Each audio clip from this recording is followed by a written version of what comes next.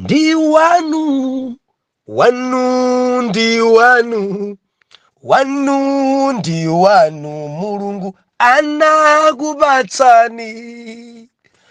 Wandi wanga, ameneyu ndi wanga, meleyu ndi wanga, Mulungu anandidalitsa. Ndi wanu, wanu ndi wanu, wanu ndi wanu, Mulungu anakupatsani.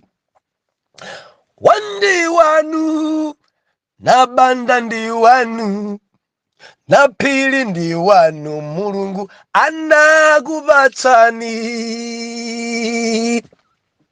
Ndikulandireni okondedwa omvera konse kumene muli. Heneleke Ichale, mtumiki wanu, believer, lero pa 2 May 2024, ulendo subtopic, mzimu wosilira. Dziko langa ladzaza nchiwanda chimenechi, chiwanda chosilira. Haleluya. Dzulo linali pano mwana Mulungu ndisadawerenge.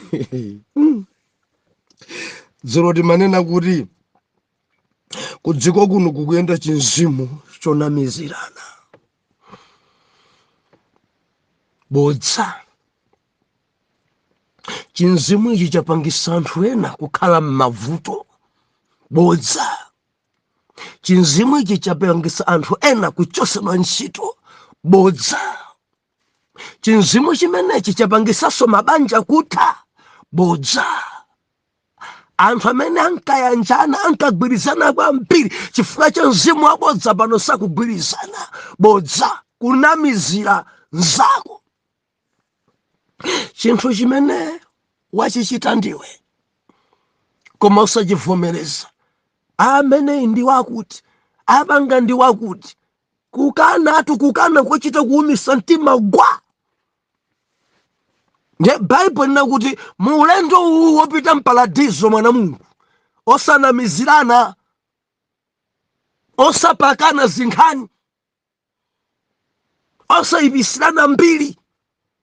Mbiri za anthu ena zatha kuonongeka. Mbiri za anthu ena zaonongeka. Mwasokoneza makotiship ya anthu ena. Kuyibisirana mbiri, kuonongerana mbiri. Ndi munthu wopemphera wa mtundu wanji? Wapakamwa. Munthu wopemphera wa mtundu wanji? Ongoononga zinthu. Opemphera wa mtundu wanji? Ombanitsa anthu. Opemphera wa mtundu wanji? Obweresa maudani pamalo. Anthu ankagwirizana koma kungofika iye kumangombanitsa anthu mutu. Zosalira zake zinthu zafika poyipa kwambiri. Chinzimu chonamizirana. Chinzimu chonamizirana. Akangofika kwa abwana kunamizira nzake. Abwana wakuti akafika kwa abusa abishopo wakuti zimene akunena zizoonongera wina mbiri. Akamfunsa kuti timuyitane tidzakambe naye zimene ukunenazi. Aya nyangokuuzani musauze kuti ikadzafika nkhani kuti musauze munthu. Pakuchitika dzonamizirana, pakuchitika dzofuna kuonongerana mbiri, pakuchitika kuti anthu afike polumana pogwebana. Mzimu waononga zinthu za mbiri. Mzimu umenewu, mzimu paena pamakhala kuyipidwa ndi jealousy. Mene anthuwo akukonderana, mene tsogolo la winalo ikuonekera ndi amafuna kuti ayipitse. Ndimanena dzulo pano, mufuna mukwatane ndi amene mwana wanga alipo adakhoza sobwino kwambiri kusukulu mwana wanga mwana wanzache muipisireni amene uyu ovulavula amaenda ovulavula inu chimene chakukopani kwambiri ndi chani kuti mukwatirane ndi mwana wamene wane bai ananga ali pano simukwaona wamkulu uja alipo mpano ndinawo pano ana akazi 4 sankhani onse wamagraduate okhaokha mari mukangoti mwamukwatira ntchito kangoyamba ni ndalama zokhazokha mudzingodya ndalama amene mukuntenga uyu mapoinsi ache pene adakhoza nsata chakuti kukoleji kuna mizira zonse dzafuna unonge mbiri ya wina dzachuluka kudziko kuno dzachuluka kudziko kuno ngati ulendo mukufuna mukalowe mpaladizo siyani pewani kulubwalubwa pakamwa kunyoza ena pakamwa kunena zoyipa za ena pakamwa kuononga tsogolo la ena pakamwa abwana amene musankwese abwana amene asapite ku workshop bwana amene chonde amene pakamwa osanamizira nzako osanamizira. Haleluya. Chifukwa ninje mukulankhula kuti asamfunse why mukana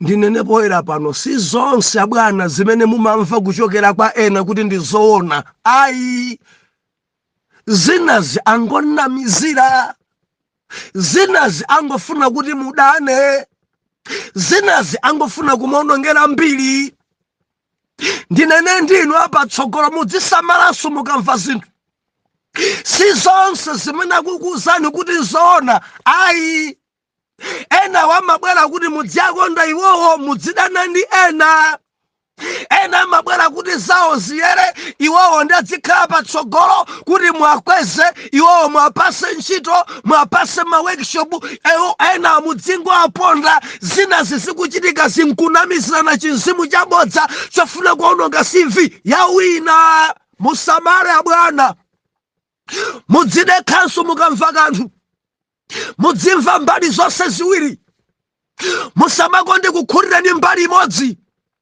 Enawa ndi majelasi enawa ndi mantha enawa nkufuna kuti iwo akondedwe zimene akunenera nzake sizona zimene akunamizira wina sizona endi mudzadabwa atakhale pansi uyu apa amene akukuzani adzasowa chonena chinzimu chabodza mutankwitsinga iwo mandusa sakuti uyu ali pano nena mudzamona tondoviro chinzimu chabodza choononga. Ambuye atithandize tili masiku onamizirana timanena dzulo tanamizirana zimimba tanamizirana basi ndi anu ndithu mimba imene ndi anu musayikayikire ya ndinu wamphamvu kwambiri tsiku imene chapo mpaja mudanditsekeratu mwezi wanju umene usanamizire nzako. Mwana wanje obadwa mezi 4 ati chozizwa ndithu nchozizwa makamaka pakuti ninkamfuna kwambiri kuti aku nchozizwa kungobwereni kuno kungokumana nanu mezi 4 mwene mimba ichita kuthamanga mwezi 1 khangati 2 mwezi wa nambala 2 ukhangati 4 mwezi wa nambala 4 ukwanatu ngati 9 chozizwa mulungu ngopya. Praise God. Papa usanamizire nzako ukundziwa amene akupasa mimba ilo wankagamira wina ndianu mpaka na chigulu kwa mamuna kuja mwana wanuyi adampasa mwana wathu mimba lero asankane ndiyake tenga ukakana ni mwana wasukulu amene tikupita kuijeni kuboma apolisa kumanga mwana izaka ntenge kudako pali mabanja ena ake ochita kunamizana adangorengana popa milandu kumangidwa kutsekeredwa chifukwa mwanayi sizidakwane zaka 18. Usanamizire mzako, usanamizire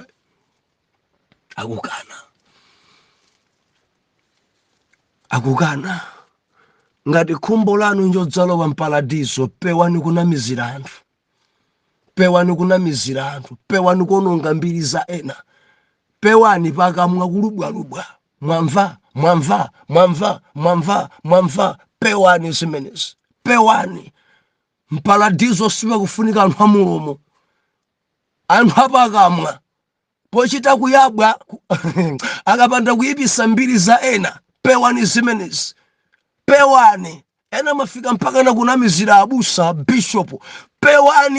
Pewani ndikuti pewani musanamizire nzanu, pewani kumwamba sikufunika anthu amulomo otere ayi yawe akukana anthu apakamwa, anthu ononga mbiri za ena.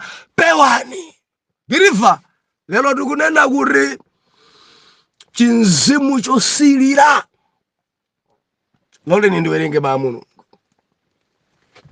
Exodo chapter number 20 tikuwerenga verse number 17, lamulo lotsirizira pa malamulo 10 aja. Malamulo 10 a Mulungu ndi mautsogolera. Verse number 17, Baibulo likunena kuti usasilire nyumba yake ya nzako, usasilire mkazi wache wanzako, kapena wantchito wache wa mamuna, kapena wantchito wake wa mkazi, kapena ng'ombe yache, kapena bulu wake, kapena kanthu kalikonse konse kanzako usasilire. Usasilire. Verse 17 nayo Mulungu walankhula. Mwina kuti pitilize mawa koma naiwerenga kale verse number 18. Paja Mulungu amalankhula ndi mphezi, ng'anima zipaliwali, eni lamulo imene inabwera mwamphamvu kwambiri. Believe Mulungu ngopya. Ndi pamene verse 18 ikunena kuti tikumvabe kuti tikhoza kuyikambirana ati anthu onse anaona mabingu ndi zimphezi ndi liwu lalipenga ndi phiri lili kufuka, ndipo pamenepo anthu anaopa ndipo naima patali. Haleluya. Ndipo anati kwa Moses, mulankhule nafe ndipo tidzamva, koma salankhule nafe Mulungu pakuti tingafe. Ndipo Moses anati kwa anthu, musaope. Kwina kuti kambe mawa mwana Mulungu mzimu wosilira, mzimu wa chilakolako. Tikamana kuti mzimu wosilira ndi mzimu wa chilakolako, chinzimu chosakhutisidwa, chinzimu cha unjala mchuno. Dziko la dzadza zimenezi. Dzimandidabwisa mbava banja kale, bwanji akuzunguzika. ali mkazi kale, ali mamuna kale, mudzaifacha pakuyenda chinzimu chachilakolako, chinzimu chosilira, chinzimu choipa kwambiri. Bilifa, ichi ndi chinzimu choipa kwambiri chimene chikuononga mabanja. Mumazidziwa kuti muli ndi mkazi wabwino. Naimba nyimbo pano, ndi wanu na bandai, Jehova adakudalitsani. Ndi wanu na phiri ngwanu, na jere ndi wanu, Mulungu adakupatsani. Adakupasani Jehova mkazi wabwino kwambiri, koma chinzimu chosilira chikakugwirani, mumamona mkazi wanu ngati si wabwino. Adakupasani Jehova mamuna wabwino kwambiri, koma chinzimu chosilira, chinzimu chachilakolako chikakugwirani, mumadzamona ngati mamuna wanu si wabwino.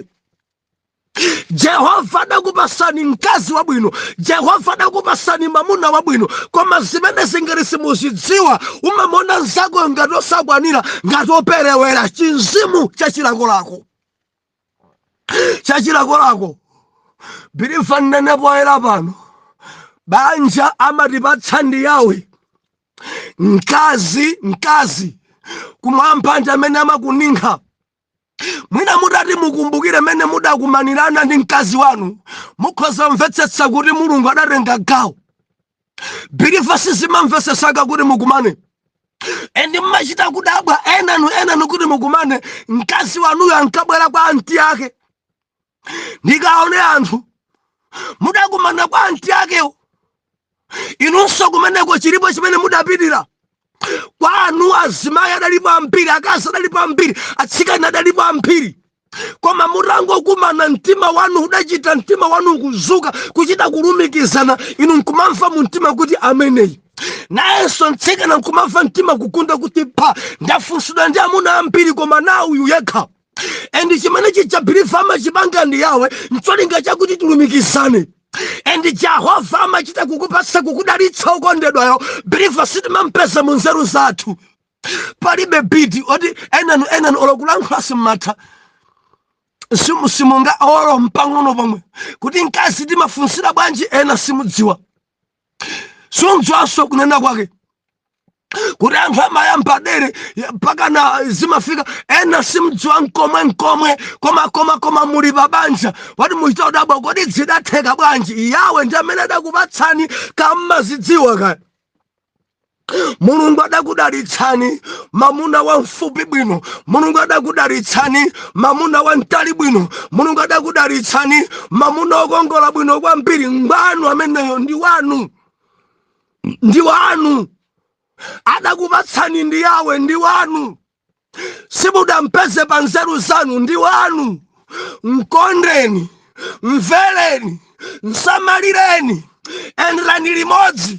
Chinzimu chilichonse chikangobwera chachilakolako chosilira, uchidzudzule, uchikanise, koma ngati uchilekerera kuti chimange maziko mu mtima mwako, wononga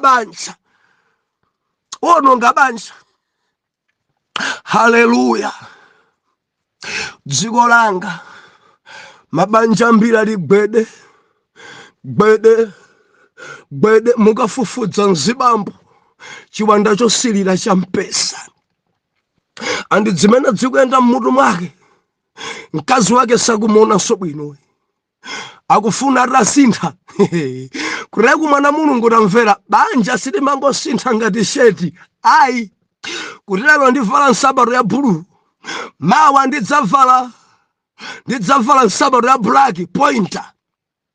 Lero ndivala iyi ya sinika, mawa ndidzavala jombo. Ayi, banja walowa palibe mokutuluka kodingi ndi dongosolo ya Yawe. Zibwana pada pamaso pa Mulungu. Ayi, chinzimu choti basi uyu ndakhala naye, ndakwana naye, basi nditenge wina nchiwanda. Bilifa, akazi onse pa dziko pano ngofanana. Akazi onse amene adapanga Mulungu wake ndi mmodzi, palibepo kusiyana.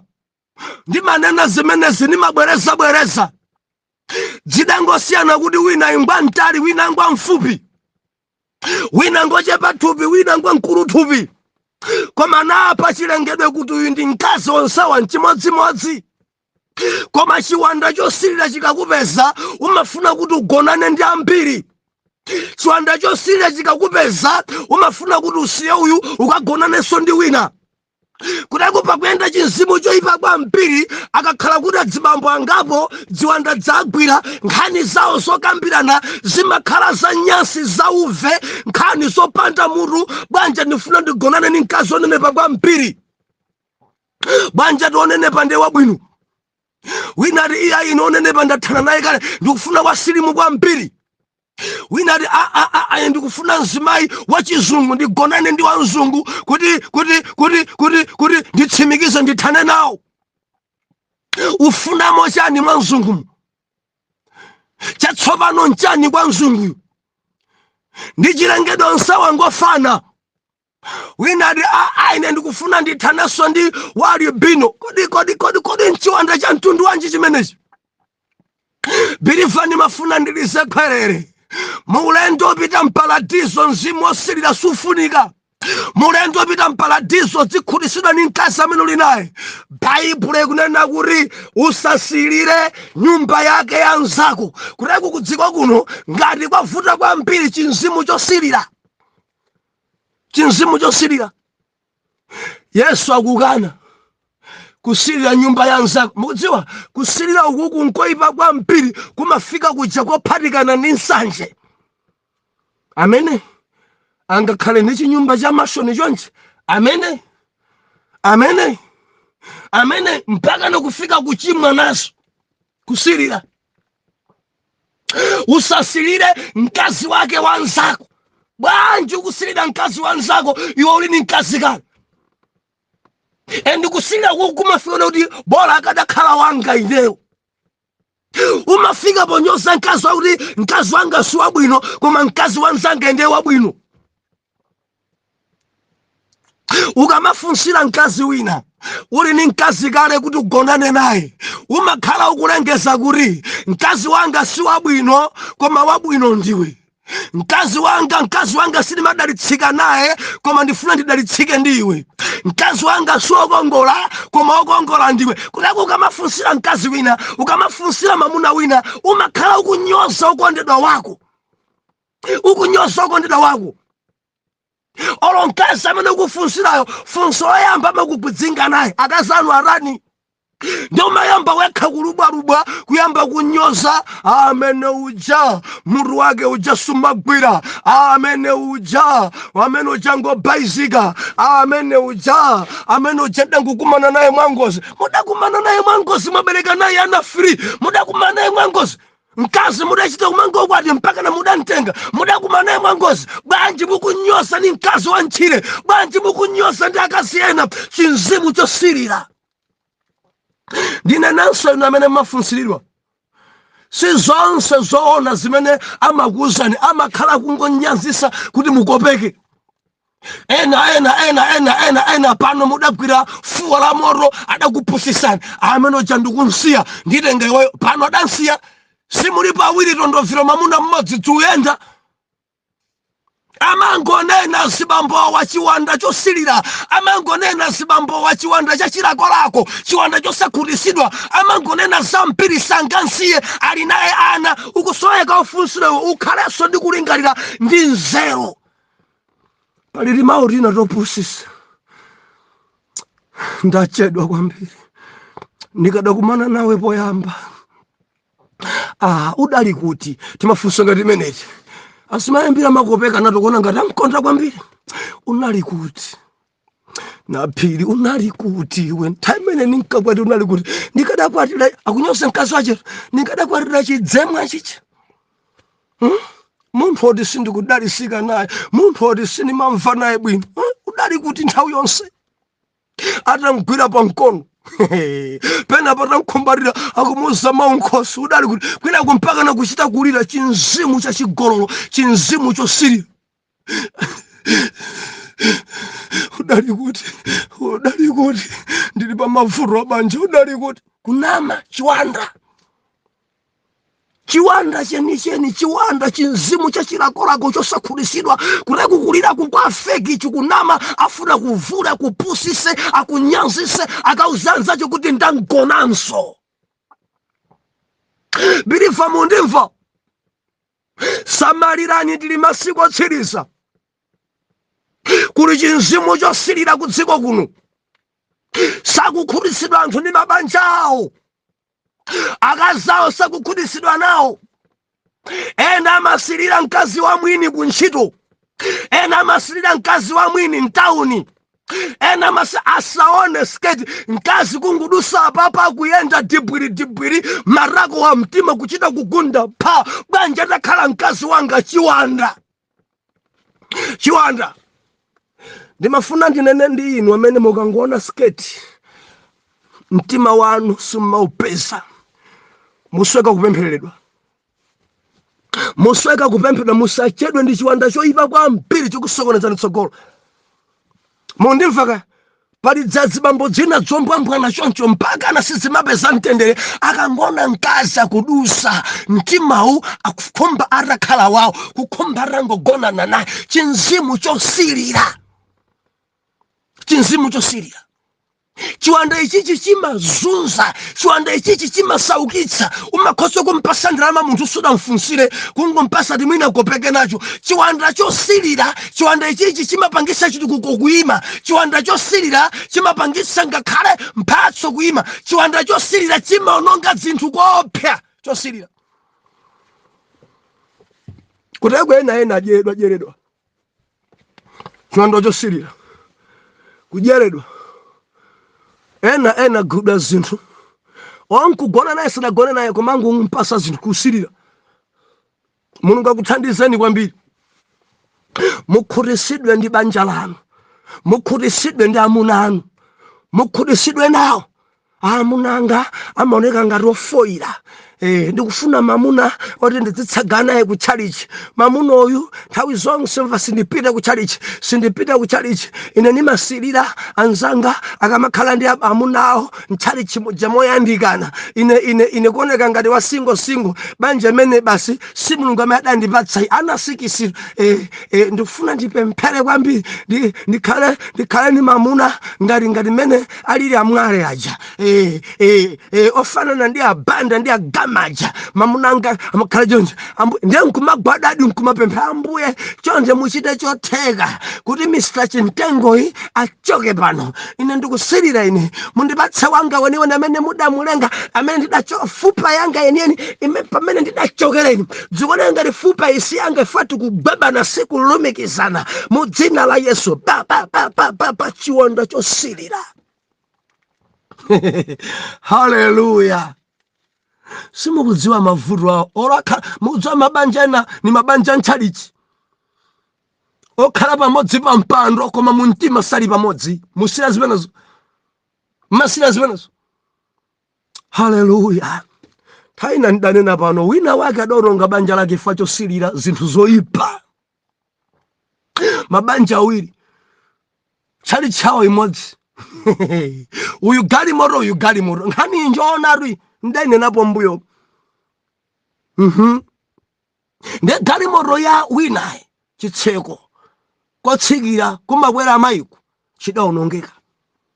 Galimoto ya winayi ndi galimoto yabwino kwambiri. Ndi akangoyima pena paliponse amayiwa sangathe kutsegula okha mkati pamasweka kuti amunawo akatsegulire. Ndi akangoyima mamuna uja atsike akatsegule mkazi wake kutuluka mamuna uja ndikutseka pomwepo ndikumgwira pamkono. Tiye mkazi wanga awaendawo mpaka na ntchalichi kandi munsika. Mbali zinazi akangotsika kumene sangathe kuyenda kama mva chizungulire. Hallelujah. Ndiye banja lina lija ida mkazi adambamuza mamuna ake ati suma ndikonda ya mkazi wanga sindimakukonda ine, asuma ndikonda ya. Banja la muhango mmayona bwanji. akangotsika mamuna uja amakatsekula chitseko, akatsegula chitseko ndi ukarani kumgwira pa mkono mpaka naye kakulowera kuti kandi kuntchalichi onse kulowa bwinobwino, koma ine umandisiya kutsika ndekha, sumabwera kudzanditsegulira basi ndikukufuna ya basi mpaka nanani ankhonso bwerani.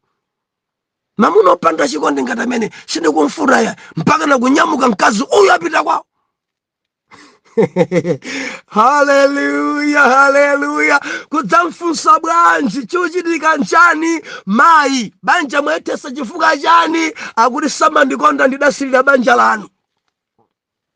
Amuna ano amakutsegulirani chitseko, amuna ano amakugwirani pa mkono, dzimachita kukongola mutavala nonse magalasi osadziwa kuti pali vuto. Ndi adamuza mayi, masilira zolakwika, masilira zolakwika. Chitseko changa mkazi nzake siningathe kutsegulira mkati, chidawonongeka. Mori ineyo ni makhumbiro khangamoro ngati yanu kuti ndidzitsikanso ndekha, ndidzitsika ndekha. Kubwera kuja sufulu sichikondi koma ndi vuto. Galimoto ndikuigulisa, ndigule galimoto yabwino kuti nanenso ndidzitsika ndekha. Mwaononga banja, mwatamuna ngama ndikonda kwambiri kuposa amunanu. Inu mukunama inu, amunanu ngabwino, amunanu amakukonda kwa ichi sichifukwa choti mpaka na banja ithe chifukwa chosilira kuti amandigwira pa mkono, amanditsegulira chitseko cha galimoto. Ayi, ndi vuto. Banja idawonongeka kale, aranyoza kale mamuna bilifa. Anthu kudziko kuno akusilira zoyipa, kusilira zinthu za mavuto. Zinazi zikumachitika banja ilo chifukwa cha mavuto. Mukamaona ena gwenda pa mkono, nthawi zina kumakhala kuti mayiyo pawo kasangaende, mwina samaona bwino ali mchizungulire, ndi amagwira pa mkono ncholinga chakuti asagwe. Mundimvaka wina dakopeka ajama gwenda pa mkono, kodi mudafufuza mwina kutheka samaona bwinobwino matintedi wa mabisa za mpiri. Mundimva mwana Mulungu, lekani kusilira, chotsani chinzimu chosilira, thamangisani chinzimu chosilira, chinzimu choyipa, chinzimu chimene chikuononga mabanja. Mkazi wanu ngwabwino, mamuna wanu ngwabwino, adakupasani ndi yawe ngokongolanso kwambiri. Mamuna wanu omvesa zinthu, mkazi wanu omvesa zinthu. Nthawi ni manena pano ena amafika ponena kuti zabwino ziudyedwa mpumbwa. Mawu amwano amene amanena zimenezi chifukwa chokuona ubwino wa mamuna wanu kapena mkazi wanu. Nthawi sili mbali yathu. Chinzimu chosilira mu dzina la Yesu out. Ndikupemphera Ambuye kuti ana anu akhurisidwe m'mabanja amene ali nawo. Chosani chinzimu chiliyonse chosilira nyumba ya mwini, chosilira wantchito, chosilira kama dzimagalimoto zaeni. Chinzimu chosilira Ambuye ndikuchidzudzula chisapezeke pa oyera mtima m'dzina la Yesu. Ana Mulungu tiyankhe kuti amen and amen.